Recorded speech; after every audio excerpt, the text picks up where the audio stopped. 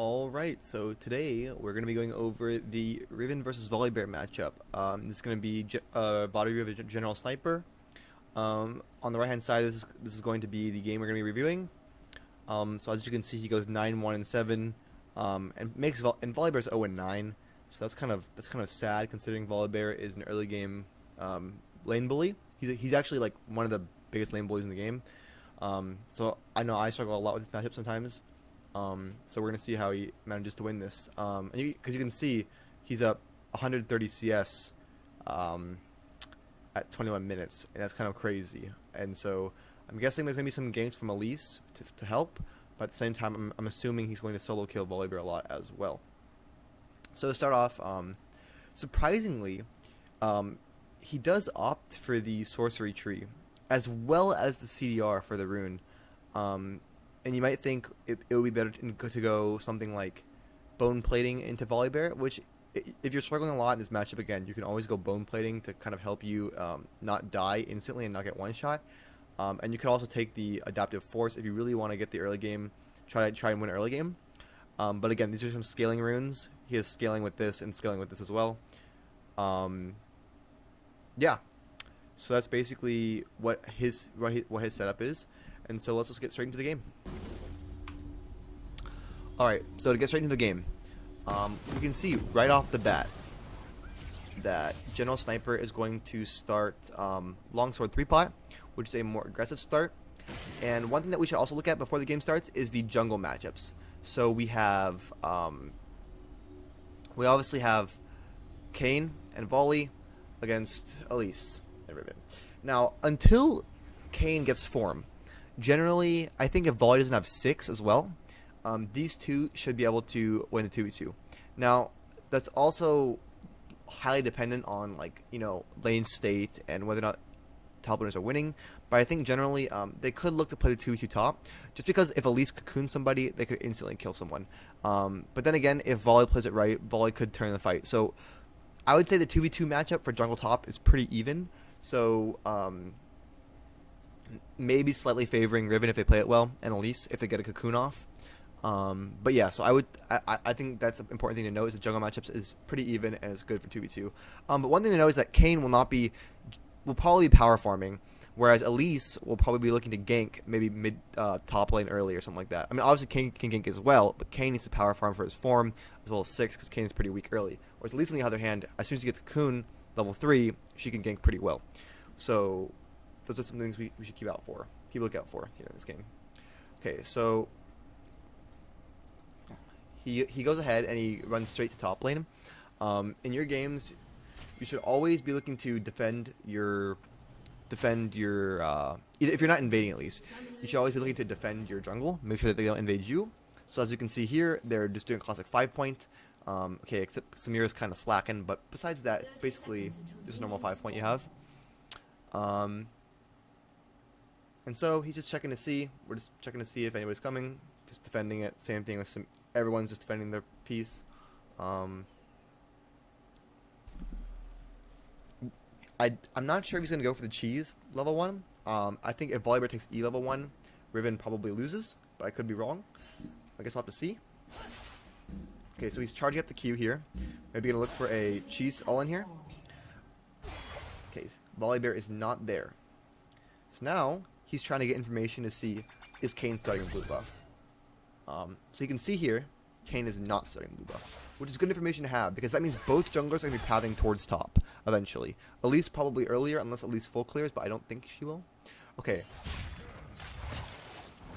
So he's kiting it out.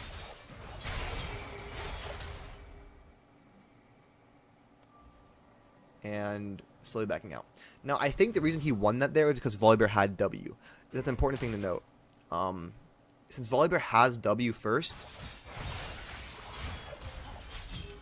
Yeah, well, that's a flash. Otherwise, he could get flash autoed. I think this is like... There's a lot more subtlety here than it might seem.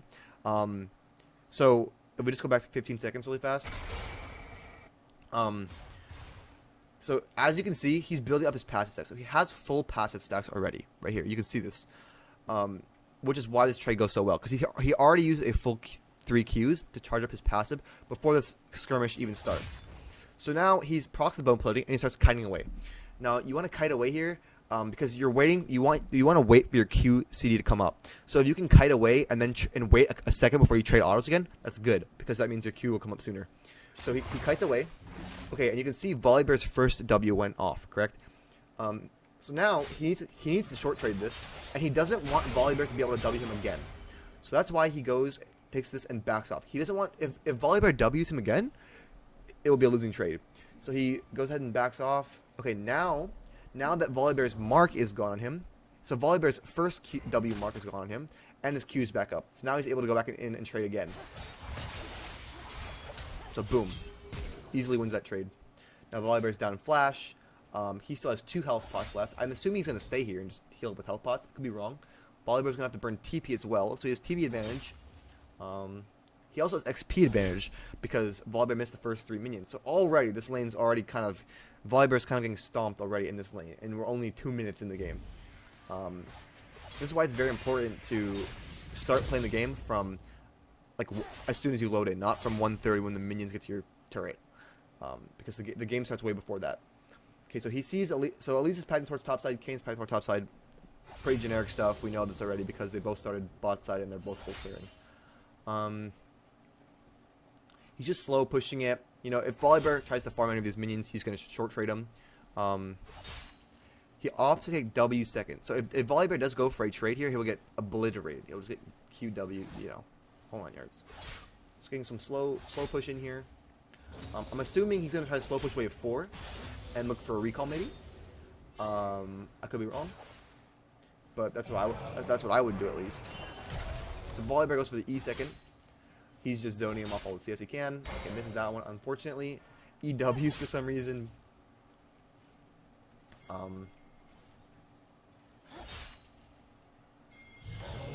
Now we're just waiting. So okay, so I think he's gonna crash his wave, yeah. So okay, so he's actually gonna trade him here. He pops bone plating, and I think he's gonna crash the wave and then look for a dive. Wow. Okay, so you can see how he knew Elise was padding topside. Volibear can't really do anything. He can't walk up to the wave, right? Down TP, down flash. So he can't walk up the wave, and so now basically what General Sniper did was he slow pushed the wave really slow, and now on this wave I'm pretty sure Volibear is just gonna die because Volibear has no flash. He has nothing really. He's just fucking dead. Yep, there goes Volibear. Elise is super good at diving, so this is a great play, and this puts Volibear super duper behind because this means that Volibear is now 5 CS to 22, and he's 0-1. So that level 1 trade was huge. It snowballed the game super hard. Now he's going to look to push this, probably, and then reset, if I had to guess. We can see, look at the gold difference here. He's already up 600 gold. He's going to go back and probably buy pickaxe or something. Pickaxe and refillable, maybe? Oh, he actually looks for the TP bot lane.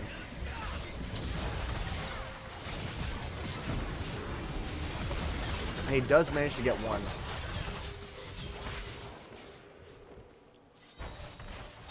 Wow. This was a really good TP. Okay, we should go back and watch bot lane to see like the setup for this TP. So obviously we already know what's happening top lane. Okay, so let's see. So he's probably watching bot lane right now as he's pushing the turret. There's not really any reason to be looking top lane. So as soon as he sees Kane on this ward, he instantly TPs it. And they go for this dive, but they lose because Riven is so strong here.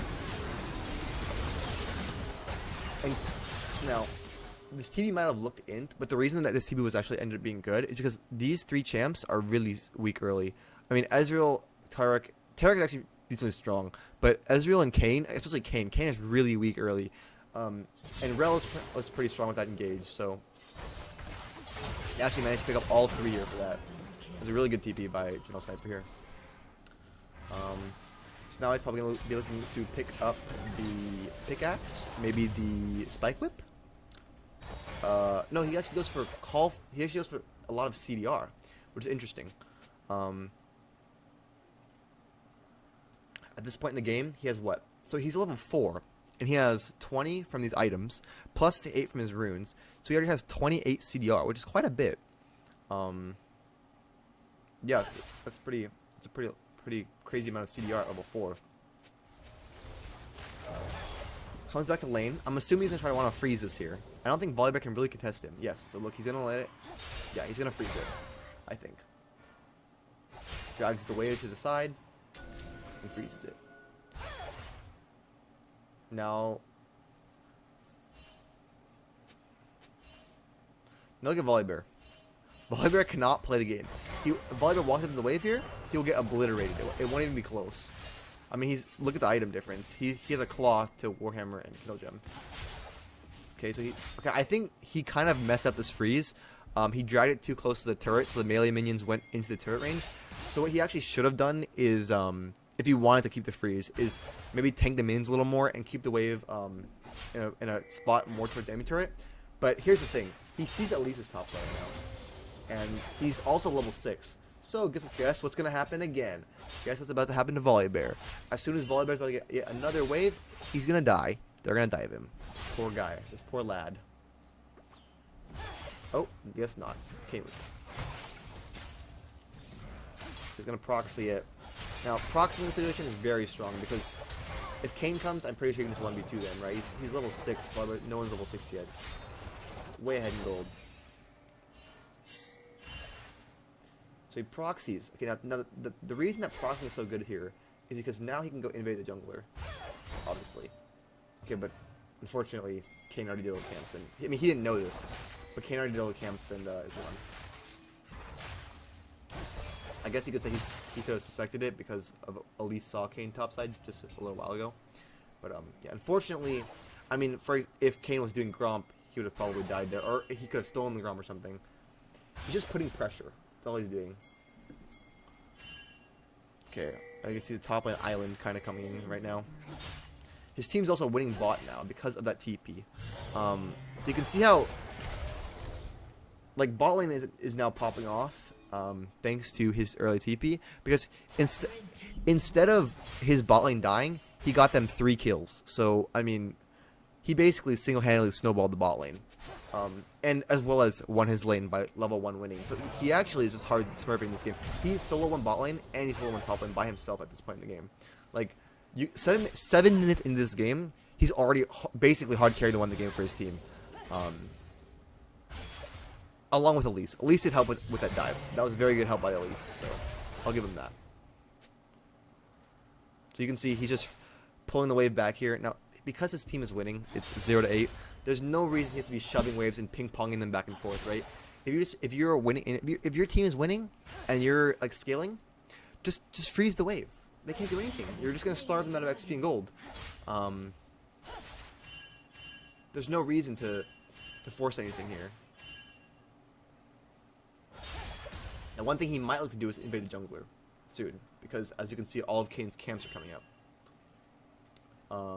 But for now, he's just freezing it.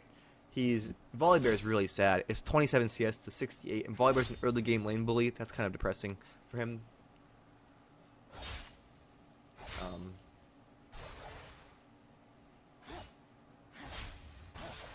We just have some boring old freezing going on. This is why top lane is like a pretty boring lane to watch, because a lot of it is just lane manipulation, just freezing and stuff like that. It's not like mid lane where you see perma roam, stuff like that. So he's just gonna keep freezing here. I think the game is pretty much over at this point.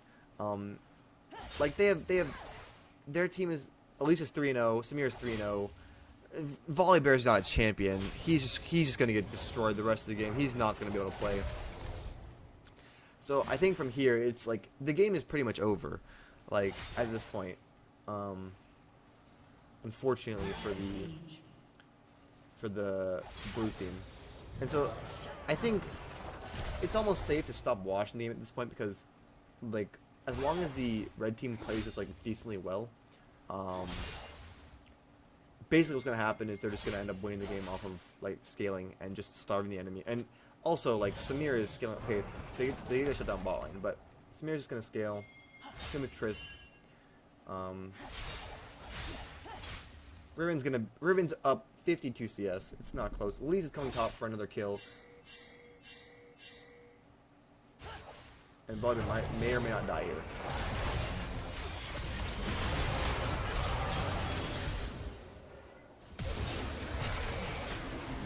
Right, Volibear's dead again. And you can see how just from his early TP and his level 1 trade, he was able to level 1 burn Volibear's flash teleport.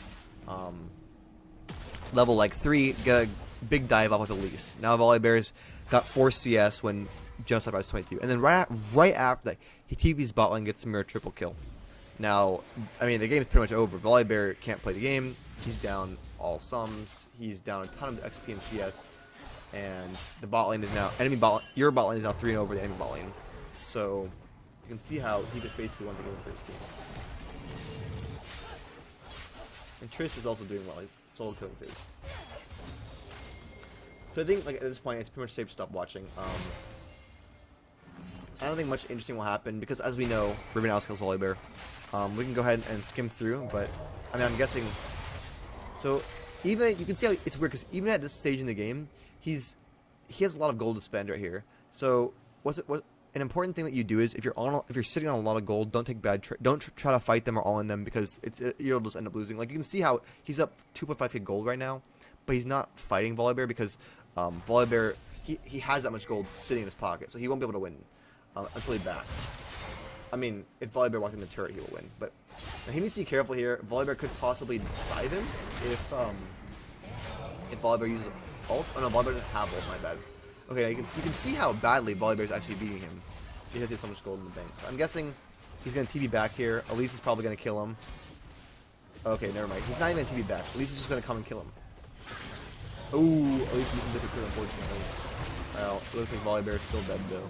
Yep, unfortunately, Volibear. Now I think he's probably just going to end up going back or maybe shoving a turret, plating or two, and going back. Getting a huge buy, probably buying Gore Drinker.